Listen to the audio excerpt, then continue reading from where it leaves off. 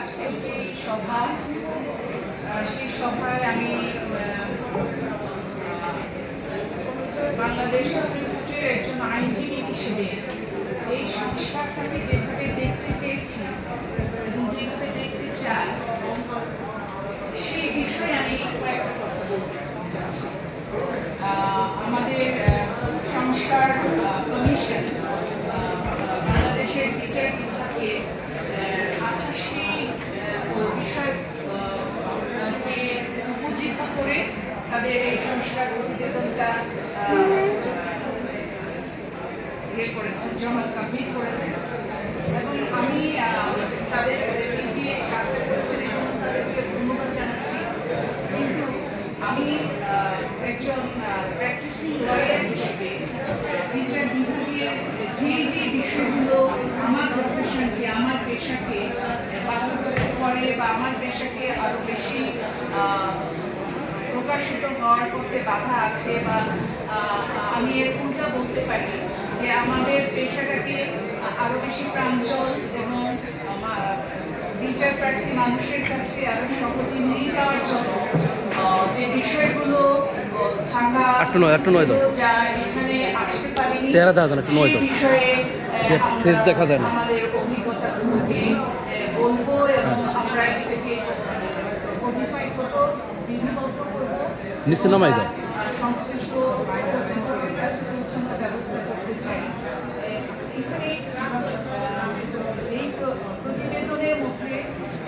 Supreme কোর্টের বিচারপতিদের নিয়োগ শৃঙ্খলা সাউন্ডটা দেখাতে কিছু বিচারকদের নিয়োগ ও চাকরি শর্তাবলী পৃথক বিচার ব্যবস্থার জন্য যেটা খুবই জরুরি। কি করতেছেন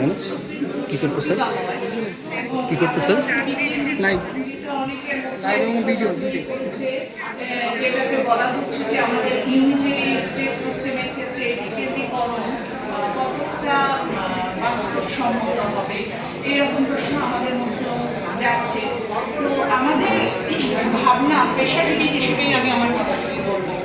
পেশাজীবী হিসেবে আমার ভাবনা হচ্ছে যে আমার কাছে যারা আসেন আইন সেবা নিতে তাদেরকে বিচার বা তাদের প্রতিকার কত দ্রুত পৌঁছে দেওয়া যায় সেই বিষয়টাতে যে বাধাগুলো কাজ করে এবং যা সহজেই নিরসন করা যায় সেই বিষয় নিয়ে একটু আলোকপাত করা, এটা আপনারা আপনাদের মতো করে করবেন।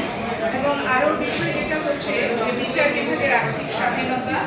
এবং সবচেয়ে গুরুত্বপূর্ণ যেটা হচ্ছে বিচারিক কার্যক্রমে প্রযুক্তির যে ব্যবহার শুরু হয়েছে সেটা আসলে কার্যকর কিনা নাকি আমরা একটা কভার দিয়েছি কিন্তু ভিতরে আমরা অন্যভাবে আদি অবস্থার মধ্যে আছি, যেটা করে আমাদের বিচার প্রার্থীদের যে দ্রুত বিচার পাওয়ার বা প্রতিকার পাওয়ার ব্যবস্থাটা পদে পদে দেখানো হচ্ছে। আমাদের এই আদালত ব্যবস্থাপনার মধ্যে সুপ্রিম কোর্ট, আপিল বিভাগ, হাইকোর্ট বিভাগ এবং অবস্থান আদালত সবকিছুই চলে আসে এবং এখানে বিচার বিভাগের একটা হচ্ছে বিচার বিভাগের ব্যাপকভাবে দুর্নীতি আছে এবং এটা আমরা স্বীকার করি বা না করি আমরা এই